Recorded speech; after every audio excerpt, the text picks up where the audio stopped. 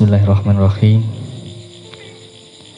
Kalau minggu lalu kita sudah membahas mengenai sifat-sifat akhlak-akhlak Rasulullah atau meneladani akhlak Rasulullah, yang momennya juga pas mengenai Maulid Nabi. Salajengipun dalu punika kula badhe maosaken bahas mengenai al-ghurur.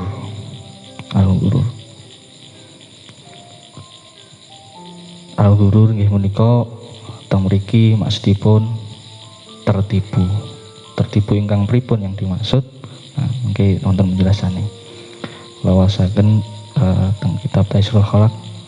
Al-ghurur huwa sukunun nafsin illa ma yuwafiqul hawa wa yamilu ilaih. At-tabau bisababin syubhatin syaitaniyah. Tertipu adalah ketenangan jiwa pada sesuatu yang sesuai keinginan dan condong tabiat kepada sebab subhat syaitan. Artinya yang dimaksud tertipu niku ketika kita tenang, ketika kita nyaman terhadap sesuatu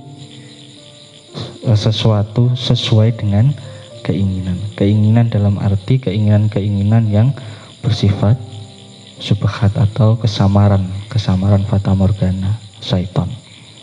Nah, kesamaran itu pripun maksudnya? Tertipu al-ghurur di sini ini sangatlah tipis masuknya ke dalam jati diri kula adalah panjenengan sami. Di sini mengenai tertipu itu ada 3. Pertama, tertipunya orang-orang kafir yang menukar kehidupan dunia dengan akhirat.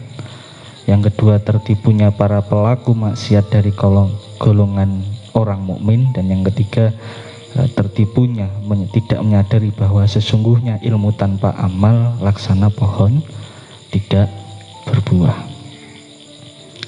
Pertama, mengenai tertipunya orang-orang kafir yang menukar kehidupan dunia dengan akhirat.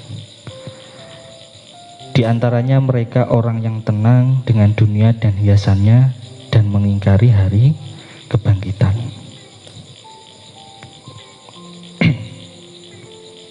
Yang kedua, tertipu para pelaku maksiat dari kalangan orang-orang mukmin. Nah, 2 koridor tipuan ini atau tipu daya setan ini sangat berkaitan. Perlu kita ingat bahwasanya kula adalah panjenengan sami lahir wonten ing dalam donya niku dalam wujud dalam koridor yang sama, artinipun boten beton napa-napa. Kula adalah panjenengan sami lahir wonten donya niku boten beton napa-napa, boten gamel napa-napa, boten saged napa-napa. Boten wonten lahir teng donya langsung nganggo klambi apik, beto rombong ngomong boten wonten. Lalu nanti ketika dijemput ajal kita meninggal itu tidak membawa apa-apa. Nah, teng mriku wonten filosofinya. Kula adalah panjenengan lahir niku tangannya mesti menggenggam. Dan ketika meninggal itu pasti membuka. Katanya teng mriku. Nah, menggenggam yang dimaksud niki menggenggam apa? Nopo maksudnya menggenggam? Makanya teng filosofi Jawa niku sering kita mendengar ada yang namanya iku wis gawan bayi. Ketika ada perbuatan-perbuatan yang menyinggung, yang berbelo atau bahkan tidak sesuai aturan niku kadang filsafat Jawa mengatakan gawan bayi. Nah, yang dimaksud menggenggam niki menggenggam nopo? Ini menggenggam ketika kita berada di dunia. Senengane menungso niku menggenggam. Nyekel kekuasaan, nyekel ini, nyekel itu, megang apapun lah. Nah, itu yang dimaksud menggenggam. Namun ketika menggenggam pada dasarnya kita tidak boleh lupa. Nah, yang terjadi saat ini khususnya pemuda-pemuda itu antara menggenggam ini kaitannya dengan profesi. Contohnya ngoten mawon.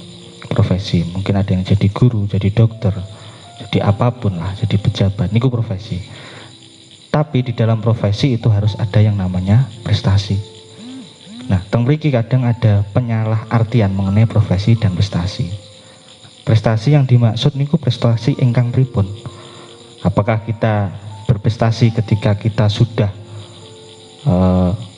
mampu napa niku istilahnya misal dokteran sampai menjadi pejabat yang tinggi napa niku? Mboten, ternyata mboten. Dijelasaken teng dalam kitab Ihya Ulumuddin niku 3 capaian prestasi yang disebut adalah pertama taqarrub ilallah, yang kedua inggih punika mampu mengabdikan dirinya untuk negara, dan yang ketiga adalah mampu memberikan kemanfaatan. Nah, kaitannya oleh tertipu apa? Nah, ketika kita sudah memegang itu, memegang keduniawian, keprofesian, kita tidak boleh tertipu dengan hal itu. Artinya apa? Kita ketika sudah mendapatkan sesuatu yang wujudnya duniawi, kita harus memberikan kemanfaatan kepada orang lain. Maksudnya agar pencapaian prestasi niku dapat terwujud. Itu maksudnya. Karena ketika itu tidak disadari, kita akan tertipu. Yang seakan-akan dunia ini, tertipunya orang-orang kafir yang menukar kehidupan dunia dengan akhirat. Seakan-akan dunia sebagai tempat tinggal.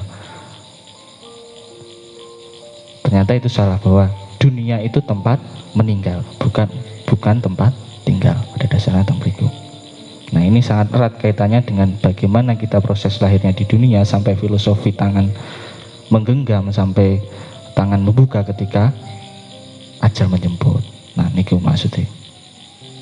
Nah, yang ketiga mengenai dan golongan yang ketiga tidak menyadari bahwa sungguhnya ilmu tanpa amal laksana pohon tidak berbuah. Artinya nopo? Kula adalah panjenengan sami ketika menuntut ilmu saado-adoe sak dur-dure, ketika kita tidak mampu mengamalkan ilmu tersebut tidak ada gunanya. Padha karo duwe witen yang tidak berbuah. Semek wetok ngoten mawon. Nah, utamanya terkhusus niki kadang jiwa-jiwa muda niki. Tene kula panjenengan sami jiwa-jiwa muda niku. Kadang merasa ketika kita sudah mendapatkan suatu keilmuan itu merasa bingung. Aku ndak iso ya nyinaoni tahapan-tahapan keilmuan yang lain. Aku pengen sinau, contoh misalnya sudah mempelajari ilmu manajemen. Setelah itu ingin mempelajari ilmu kependidikan. Nah, kadang teng mriku ketika ke ilmu manajemen akan mempelajari ilmu pendidikan, kadang muncul kok ndak iso-iso ya aku. Nyapa yo, misalnya ngoten.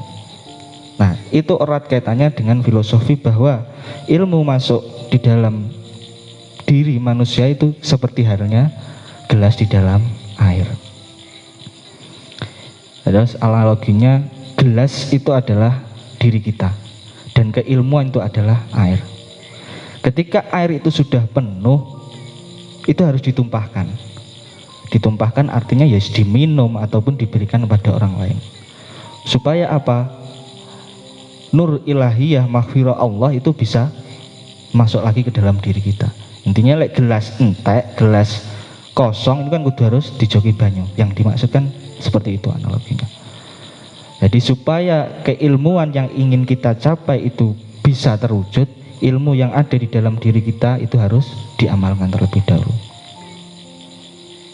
Gelas bek banyu ben iso diseninah itu gelasnya harus diminum terlebih dahulu atau harus diberikan kepada orang lain. Niku. Terus materi kultum pada hari ini mengenai tipu daya. Tipu daya setan itu sangat halus. Niku.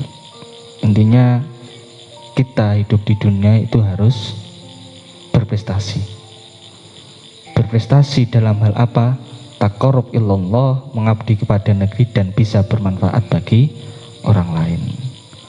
Mungkin itu yang bisa saya sampaikan pada malam hari ini. Ada kurang lebihnya mohon maaf. Wal'afu minkum wallahu muwaffiq ila aqwamit thoriq. Assalamualaikum warahmatullahi wabarakatuh.